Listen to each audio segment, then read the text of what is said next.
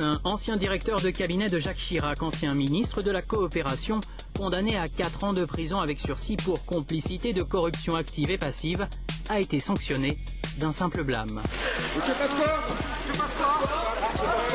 Charles Pasqua, ancien ministre, sénateur, définitivement condamné en juillet dernier à 1 an de prison avec sursis dans une affaire de détournement de fonds, ne fera l'objet d'aucune procédure disciplinaire selon un de ses avocats.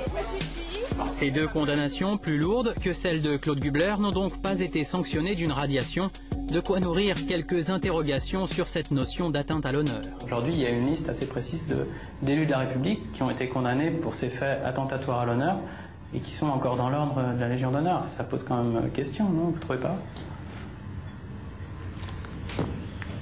Je ne connais pas les cas auxquels vous faites allusion. Sur ce point, si vous permettez, nous sommes 18 autour de cette table, représentant la société française dans sa diversité à un niveau, je crois, satisfaisant. Je crois que l'honneur est une notion assez claire pour nous tous, globalement.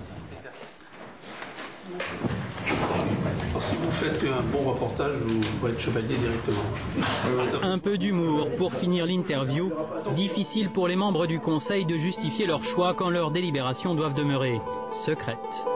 Une chose est sûre, après chaque promotion, la grande chancellerie reçoit un abondant courrier où les protestations l'emportent généralement sur les mots d'encouragement. La lettre qui a fait le plus parler d'elle a été postée de Bretagne il y a un peu moins d'1 an.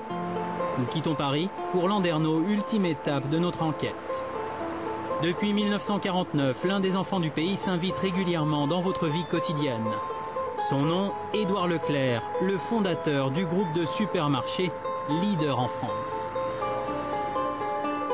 Une réussite exceptionnelle qui lui vaut d'être fait chevalier de la Légion d'honneur en décembre 2008 sur la liste du président de la République. Édouard Leclerc n'imaginait peut-être pas que ce cliché ferait ressurgir certains épisodes de sa vie qui troublent l'éclat de sa médaille.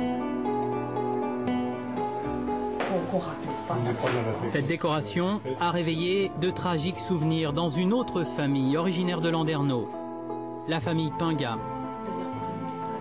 Quand nous avons vu sur Ouest France l'image, ça nous a vraiment choqués dans toute la famille. Quelle image? La photo de Édouard Leclerc et de sa femme avec M. Sarkozy, et nous avons trouvé ça difficile pour nous. Difficile au point de les pousser à écrire une longue lettre de protestation qu'ils adresseront à la grande chancellerie, mais aussi au secrétaire général de l'Élysée, Claude Guéant. Nous sommes vraiment en plein désarroi devant cette remise de Légion d'honneur à M. Édouard Leclerc le 14 décembre dernier à l'Élysée.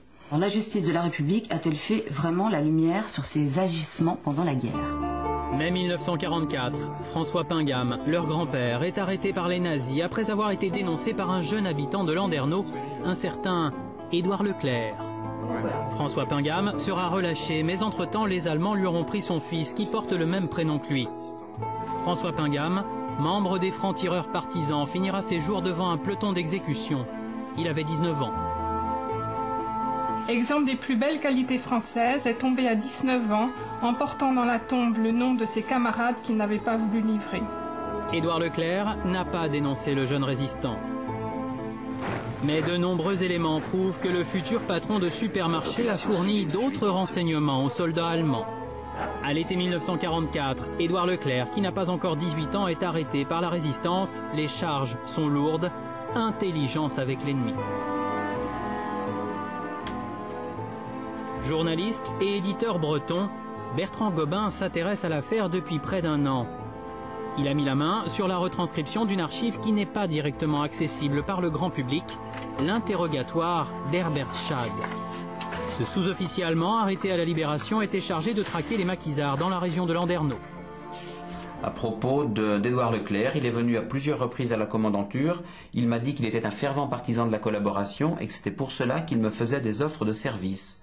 Un soir, le jeune Édouard Leclerc, qui m'avait auparavant fourni des renseignements, est venu me trouver à la commandanture pour me signaler une liste de personnes de Landerneau qui s'absentaient fréquemment la nuit et qui devaient faire partie de la résistance. Leclerc nous accompagna pour nous indiquer les domiciles des personnes qu'il avait désignées. 5 ou 6 arrestations furent opérées. Nous avons tenté de joindre Édouard Leclerc à son domicile. Je cherche à joindre Monsieur Leclerc. Mais son entourage nous a fait savoir qu'il ne répondrait pas à nos questions. Il n'y a pas moyen de lui parler, éventuellement, de convenir d'un rendez-vous avec lui? Non, non, non. Nous devrons donc nous contenter de ce qu'il a écrit dans sa biographie officielle. Édouard Leclerc admet s'être rendu à la commandanture, mais c'était pour envoyer des colis à ses frères, prisonniers en Allemagne. Il reconnaît aussi avoir donné des noms, jamais des résistants, mais des pétainistes, de fausses pistes donc. Enfin, plus important, Édouard Leclerc, qui était mineur au moment des faits, rappelle qu'il a bénéficié d'un non-lieu en 1945, une décision de justice qui laisse pourtant planer bien des doutes. Car cette affaire n'a jamais été jugée sur le fond. Dans leurs archives, les Pingam ont retrouvé ce courrier de la Cour de justice du Finistère daté de février 1945. On peut y lire que ce non-lieu a été prononcé sur la base d'un examen mental, à l'issue duquel Édouard Leclerc a été déclaré irresponsable de ses actes.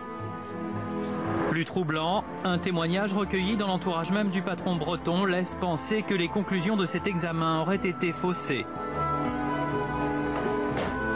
Bertrand Gobin a exhumé un enregistrement sonore vieux de près de 35 ans. La voix que vous allez entendre est celle de Paul Leclerc, le frère d'Édouard Leclerc.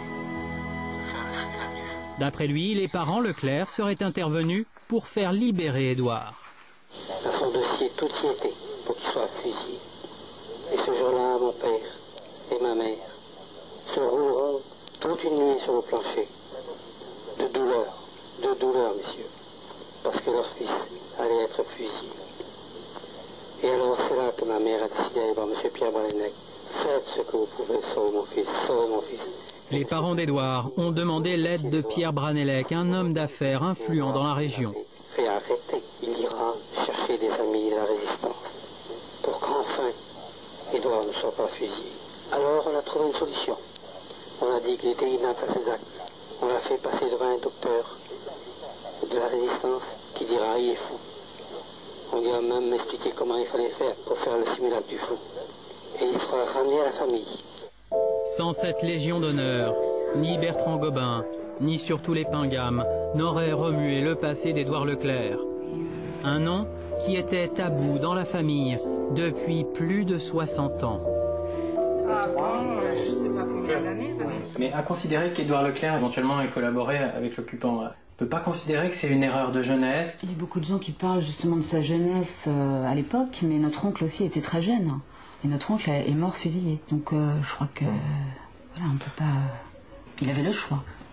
François Pingam a reçu la médaille de la Résistance à titre posthume, pas la Légion d'honneur. La Grande Chancellerie ne répondra pas au courrier des Pingam car elle s'est fixée pour règle de ne jamais réagir à une lettre de protestation. Il y a quelques